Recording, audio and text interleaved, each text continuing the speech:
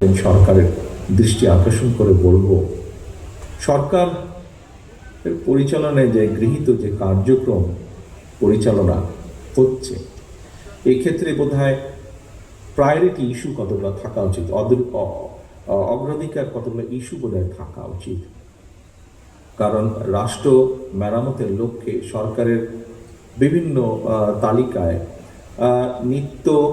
নিয়মিত যদি নতুন ইস্যু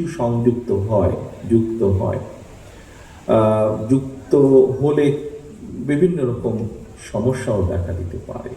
আমাদেরকে একটা জায়গায় প্রায়োরিটি অনুযায়ী থাকতে হবে। আমরা যদি খুব ভালো করে খেয়াল করে দেখি যে শিক্ষা সংস্কারের অনেকগুলো বিষয়ের মধ্যে শিক্ষা সংস্কারের বিষয় কিন্তু সরকারের দৃষ্টিভঙ্গি কিছুটা হলেও জনগণকে বিস্মিত করেছে। গণমাধ্যম যদি আমরা দেখি যে গণমাধ্যমে প্রকাশিত যে রিপোর্ট, সেখানে বলেছে যে প্রাথমিক থেকে উচ্চশিক্ষা পর্যন্ত শিক্ষাক্ষেত্রের কোনো স্তরেই কিন্তু গণ অভ্যুত্থানের 1 বছর পরেও স্বাভাবিক একাডেমিক পরিবেশ কিন্তু ফেরানো সম্ভব হয়নি।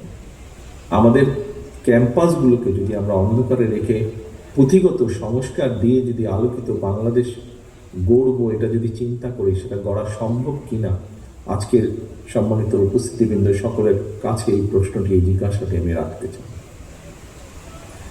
উপস্থিত সম্মানিত পেশাজীবী ভাই বোনেরা, আমরা দেখেছি কয়েকটা রাজনৈতিক দল হঠাৎ করেই দেশে পিআর বা সংখ্যানুপাতিক নির্বাচনী দাবি করছেন বা দাবিতে সোচ্চার হয়েছেন।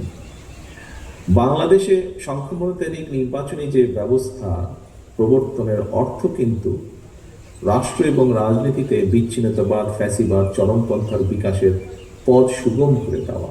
সংখ্যানুপাতিক যে নির্বাচনী ব্যবস্থা, এটা কিন্তু বিভ্রান্তিমূলক সমাজ সৃষ্টি এবং সরকার অস্থিতিশীলতার কারণ হয়ে উঠতে পারে বা উঠবে। বাংলাদেশের প্রেক্ষাপটে দেশের স্বাধীনতা, সার্বভৌমত্ব হুমকির সম্মুখীন হয়ে পড়বে। দেশের জনগণের সুদৃঢ় ঐক্য চাইলে কোনোভাবেই আমরা মনে করি সংখ্যানুপাতিক নির্বাচনী ব্যবস্থা চালু হওয়া উচিত না। এই ধরনের দাবি উত্থাপনের বিষয়টিকে কোনো দল গণতান্ত্রিক অধিকার হিসাবে দেখলেও, বিবেচনা করলেও দেশ এবং জনগণের সাথে বিএনপি বাংলাদেশকে সংখ্যানুপাতিক যে পিআর সিস্টেম, এই নির্বাচনী ব্যবস্থার জন্য উপযোগী নয় বলেই আমরা মনে করি। কারণ আমরা যদি একটু দেখি ভালো করে, 2024 সালে গণ অভ্যুত্থানের আরও একবার কিন্তু প্রমাণিত হয়েছে যে গণ অভ্যুত্থান হয়েছে। গণ অভ্যুত্থান নিজেই কিন্তু একটি বিষয় প্রমাণ করে, সেটা হলো দেশকে যদি তাবেদার মুক্ত রাখতে হয়, ফ্যাসিবাদ মুক্ত রাখতে হয়, তাহলে জনগণের ঐক্যই হচ্ছে সবচাইতে বেশি জরুরি।